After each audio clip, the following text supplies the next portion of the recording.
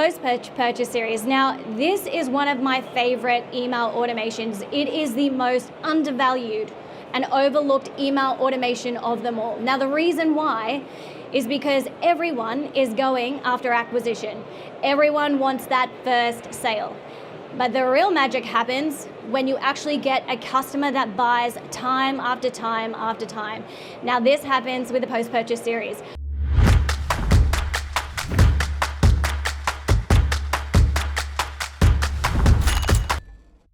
We're talking about product adoption here, so that is incredibly important. Customer loyalty, it all begins with a post-purchase series. So you can do so much more with email marketing than you can with any of your paid ads channels.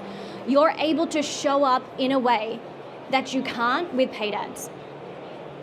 So here's the anatomy of a high-performing post-purchase series. It's a no-brainer. You want to make sure that you're confirming the purchase. Really simple, very straightforward. The same with appreciation. Just say thank you for buying our product. Is as simple as that. This really plays into that loyalty component. Product adoption. Now, for those of you who have products that need post-purchase education, this is where it's done. So yes, you definitely want to send them to site if there is a lot of content going on in these email campaigns. But if people don't use your product after they purchase, well, guess what's going to happen? They won't buy again because they don't know how to use your product. So this is an opportunity for you to actually communicate that message of how they can adopt your product. Cross-sell and upsell with dynamic product feeds. Now, one of the things I love so much, and you're going to hear me talk a lot about dynamic product feeds, but for very good reason. So again, we're able to pull these products directly from the website into an email based on customer interest, their purchase buying behavior.